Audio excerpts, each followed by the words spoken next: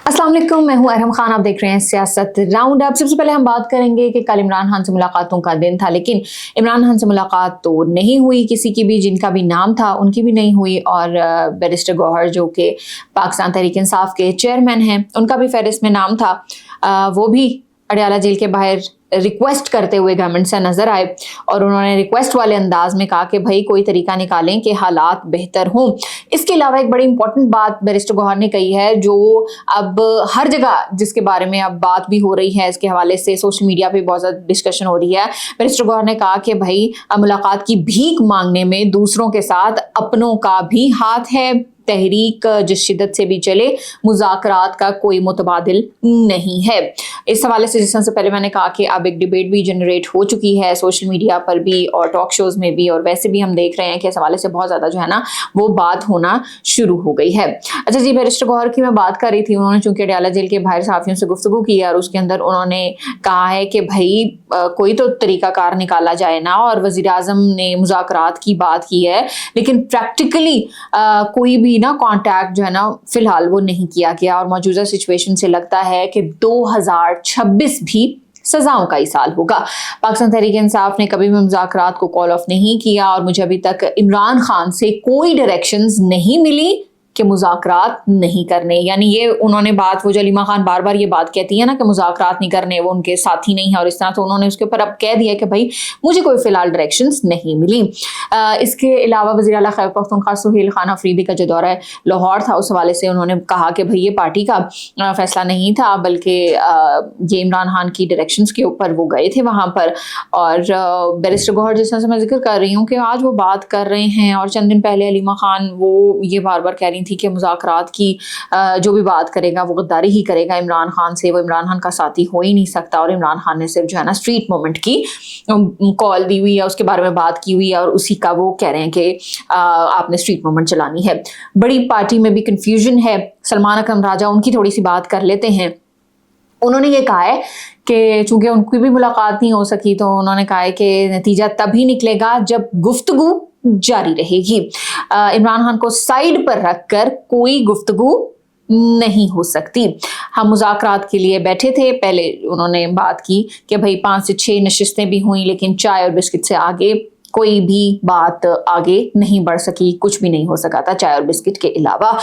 और उन्होंने ये भी कहा कि भाई अगर आप एक मुलाकात नहीं करवा सकते तो आप मुज़ाकरात क्या करेंगे। मुलाकात कराए बगैर उन्होंने कहा कि भाई ऑफ़र जो है ना वो बेमायनी है।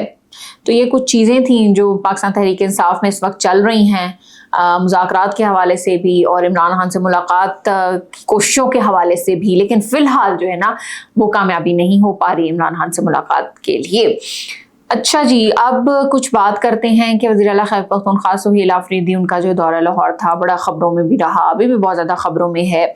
और उन्होंने भी एक ख़त लिखा था वज़ीर आला जो पंजाब हैं मरीम नवाज़ शरीफ उनको, और उसके अंदर उन्होंने अपना जो है ना जो उनके मुताबिक उनके जो दावा था कि हमारे साथ जो कुछ हुआ वो उसके अंदर उन्होंने बयान किया था।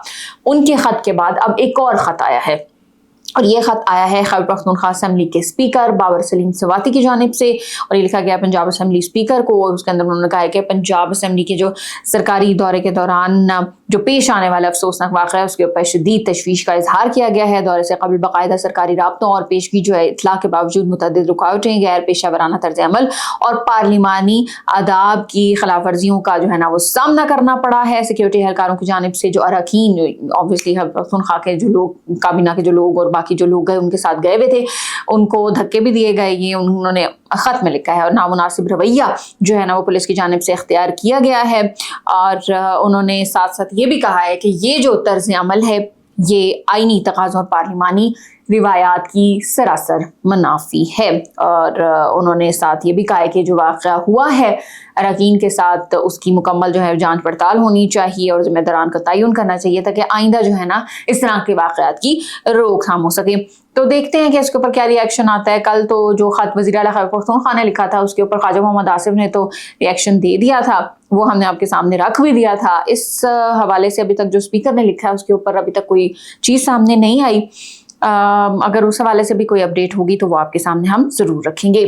अच्छा जी, एक जो नवाज शरीफ हैं उनके लिए एक अच्छी खबर सामने आई है और वो ये है कि इलेक्शन ट्रिब्यूनल लाहौर ने NA 130 से नवाज शरीफ की कामयाबी के जो नोटिफिकेशन है उसके खिलाफ जो दरख्वास्त थी नाकाबिल समात करार देकर उसे खारिज कर दिया। अब ये जो दरख्वास्त थी ये डॉक्टर यास्मीन राशिद की तरफ से जो है ना वो दायर की गई थी और जो डॉक्टर यास्मीन राशिद हैं उन्होंने जो नवाज शरीफ है उनका NA 130 की कामयाबी का जो नोटिफिकेशन ऑब्वियसली जो उनकी जो कामयाबी थी उसको चैलेंज किया था और ट्रिब्यूनल ने डॉक्टर यास्मीन राशिद की जो दरख्वास्त है वो मुकर्ररा वक्त के बाद दायर होने का नुक्ता उठाया है। इसके अलावा मुकर्ररा वक्त के अंदर जो है ना वो दरख्वास्त दायर नहीं की गई, ये ट्रिब्यूनल की जानिब से कहा गया है।